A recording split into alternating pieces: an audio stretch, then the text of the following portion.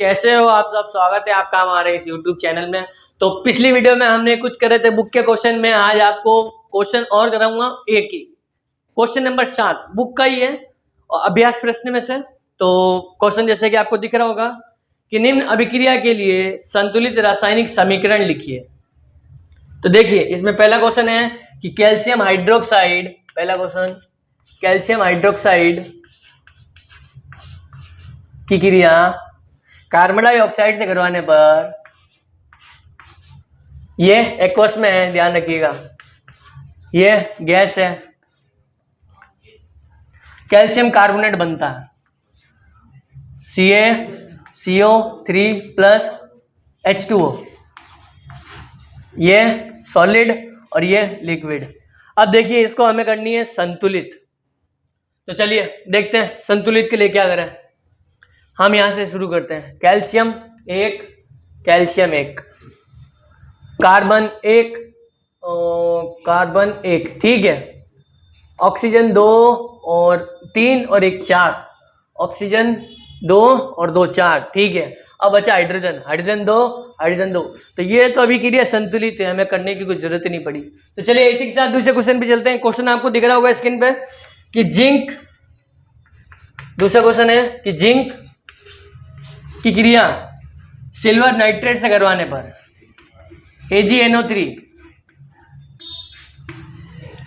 Zinc nitrate बनता, zinc nitrate बनता ZnNO3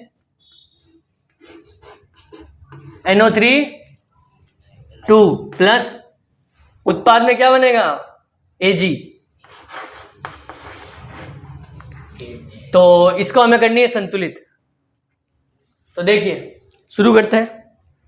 Zn1, Zn1, ठीक है, नाइट्रोजन 2, नाइट्रोजन 1, सही है, ठीक है, समझ गया ना। ऑक्सीजन है अपने 6, ऑक्सीजन भी हो गया अपने यहाँ पे 6, ठीक है। तो ये मतलब अभी क्रिया तो संतुलित हो गई, ठीक है। अब बिगड़ा क्या होगा Ag, Ag यहाँ पर 2 है, यहाँ पर 1 है, यहाँ पर 2। तो इसी के साथ हमारी अभिक्रिया संतुलित हो चुकी है। चलिए इसको एक बार चेक करते हैं। Zn1, Zn1, N2, N2, oxygen 6, oxygen 6, 2 और ये 2। तो इसी के साथ हमारा दूसरा क्वेश्चन होता है समाप्त। अब चलते हैं हम अपने तीसरे क्वेश्चन पे। तो देखिए स्क्रीन पे आपको दिख रहा होगा कि एल्यूमिनियम, तीसरा क्वेश्चन है कि एल्यूमिनियम की क्रिया कॉपर क्लोराइड से कराने पर CuCl2 करवाने पर एल्यूमिनियम क्लोराइड बनता है प्लस उत्पाद में कॉपर निकलेगा। तो अब हमें इसको करनी है संतुलित। तो चलिए शुरू करते हैं, देखते हैं यहां से। एल्यूमिनियम 1, एल्यूमिनियम 1, क्लोरीन 3, ठीक है, यहाँ पर 2 और यहाँ पर 3, ठीक है। तो अब इसको हमें संतुलित करना है। तो यहाँ पर 2 ही है, यहाँ पर 3 है। तो क्या करें, हम क्रॉस मल्टीप्लाई कर सकते हैं कि इसको कर देते हैं 2 से, इसको कर देते हैं 3 से, जिससे हमारी पूरी अभिक्रिया संतुलित हो जाएगी। देखिए कैसे, 6 6, ठीक है। अब इसमें बदल क्या हो गया होगा, एल्यूमिनियम बदल गया होता। एल्यूमिनियम को अपन ठीक कर देते हैं यहाँ से 2। अब कॉपर बदल गया हो तो कॉपर के पास में हम 3 कर देते हैं। अब चलिए, अब इसी के साथ हमारी अभिक्रिया संतुलित हो चुकी है। तो चलिए इसको एक बार चेक कर लेते हैं। Aluminium 2, aluminium 2, chlorine 6, chlorine 6, 3 copper, 3 copper. तो इसी के साथ हमारी ये वाली अभिक्रिया संतुलित हो चुकी है। तो चलिए हम चलते हैं अपने चौथे क्वेश्चन पे। तो क्वेश्चन आपको स्क्रीन पे दिख रहा होगा कि बेरियम क्लोराइड, एक बार पहले बोर्ड को रफ कर देते हैं, देख लीजिए आप। चलिए, तो वीडियो अच्छी लगे तो आप लाइक कर दीजिए करिए, हमको भी थोड़ा मोटिवेशन मिलता है आपके लाइकों से। तो चलिए आगे बढ़ते हैं। चौथा क्वेश्चन आपको दिख रहा होगा स्क्रीन पे कि बेरियम क्लोराइड की क्रिया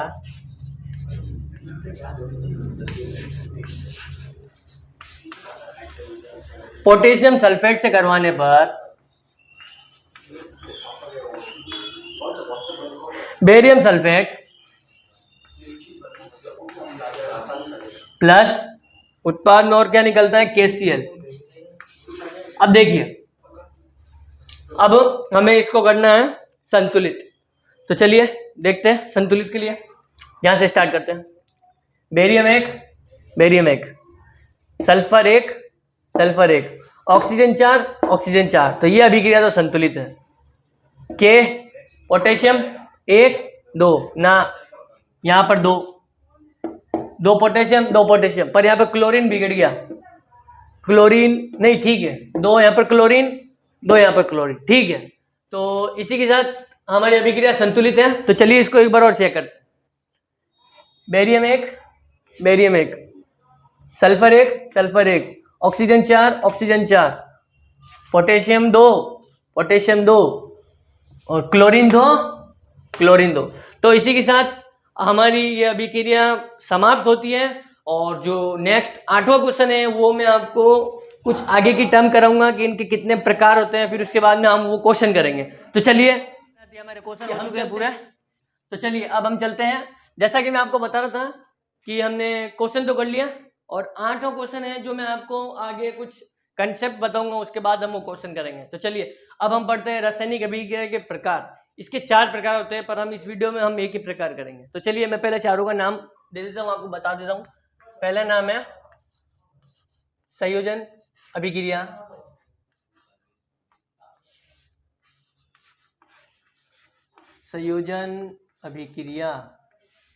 दूसरी है वियोजन अभिक्रिया,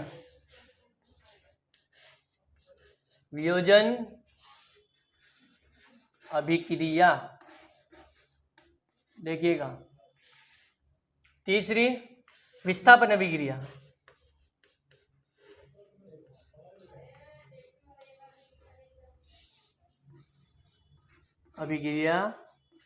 और लास्ट जो अपनी चौथी टर्म आती है उसमें है चौथी द्विविस्थापन अभिक्रिया,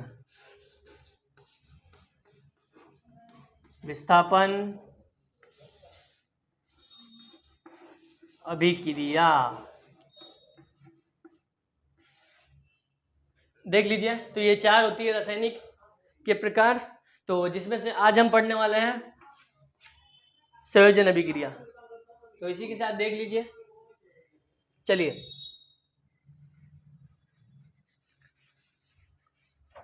तो किस किस को 1 से लेकर 30 तक तत्वों के नाम याद है वो कमेंट बॉक्स में जरूर बताइएगा।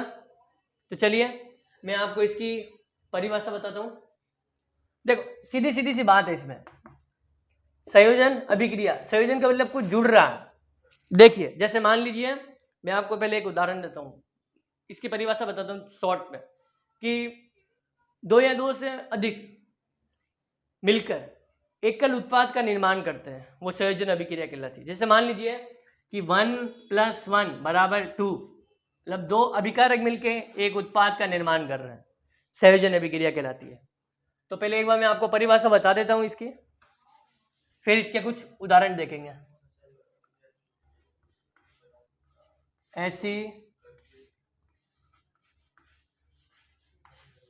अभिक्रिया जिसमें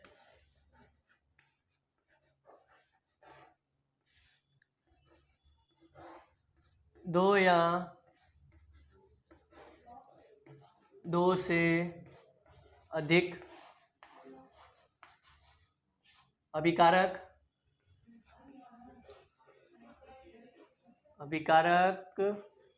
मिलकर एकल उत्पाद का निर्माण करते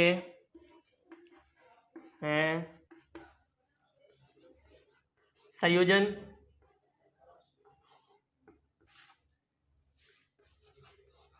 अभिक्रिया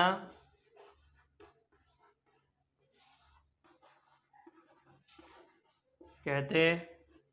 तो देखिए ये थी अपनी डेफिनेशन कि दो ऐसी अभिक्रिया जिसमें दो या दो से अधिक अभिकारक मिलके एकल उत्पाद का निर्माण करते हैं जिन्हें संयोजन अभिक्रिया कहते हैं। कि जैसे दो अभिकारक है, जैसे मैंने आपको एक उदाहरण बताया था कि 1 + 1 = 2, दो अभिकारक मिलके एक उत्पाद का निर्माण कर रहे हैं। दो या दो से अधिक, मान लीजिए 1 + 1 + 1 = 3, दो या दो से अधिक अभिकारक मिलके एक उत्पाद का निर्माण करते हैं। सिंपल। तो चलिए मैं आपको एनसीईआरटी का जो एक क्वेश्चन है वो मैं आपको करके बताता हूँ, इसी का उदाहरण है। तो देख लीजिए आप इसे एक बार, और वीडियो अच्छी लगे तो आप लाइक वाइक कर दीजिए करें, हमें भी थोड़ा हौसला मिलता है आपसे। तो देखिए हम बिना बुझा चूरा लेते हैं, कैल्शियम ऑक्साइड की क्रिया कराएंगे H2O से, ये सॉलिड में पाया जाता है और ये लिक्विड में। इसकी क्रिया कराएंगे तो कैल्शियम हाइड्रोक्साइड बनेगा प्लस ऊष्मा निकलेगी।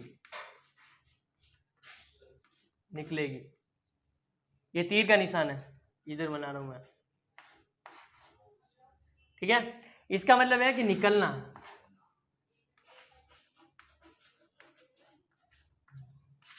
ठीक है, इसका नाम है calcium oxide, hydroxide, sorry, calcium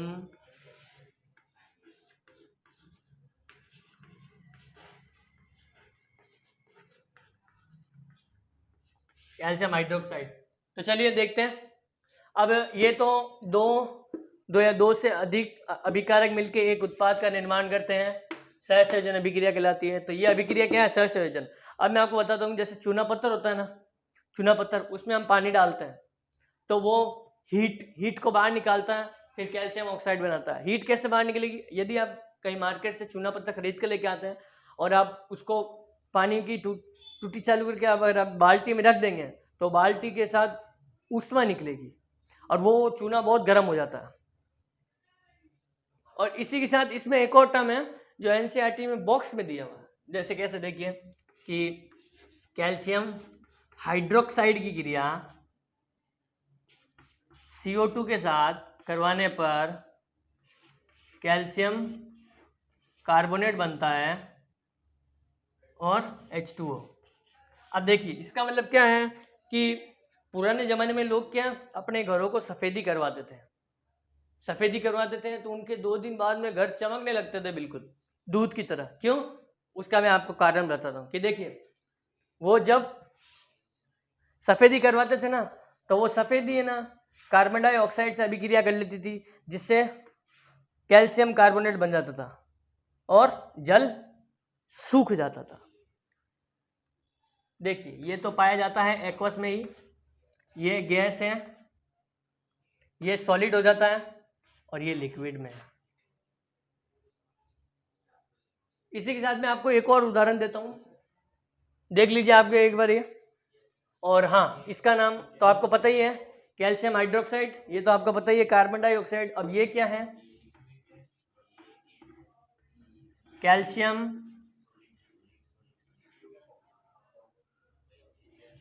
carbonate.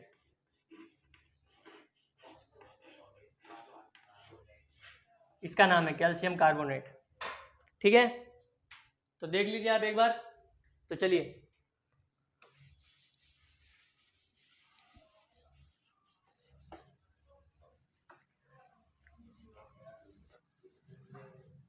इसके साथ मैं आपको एक और उदाहरण देता हूं कि कार्बन की क्रिया ऑक्सीजन के साथ करवाने पर कार्बन डाइऑक्साइड बनती है। कोयले का दहन होता है इसमें, ठीक है। और मैं आपको एक और उदाहरण देना चाहता हूँ कि जैसे मान लीजिए हमने उदाहरण में भी करा था हमने, ठीक है। देखिए अब आप देखेंगे तो आपको याद आ जाएगा कि H2O प्लस Cl2 से HCl बनता है। क्या बनता है, याद आया आपको कि 2 हाइड्रोजन और 2 क्लोरीन से हमें अम्ल प्राप्त होता है, इसे इंग्लिश में कहते हैं एसिड। ठीक है, और संतुलित करना तो जैसा कि आपको आता ही है। तो ये थी वीडियो, और नेक्स्ट वीडियो में हम पढ़ेंगे, ये संयोजन थी, वियोजन अभिक्रिया और विस्थापन अभिक्रिया। ठीक है, तो इसी के साथ वीडियो को लाइक कर देना, और अभी तक आपने चैनल को सब्सक्राइब नहीं किया है तो अभी चैनल को सब्सक्राइब कर लेना।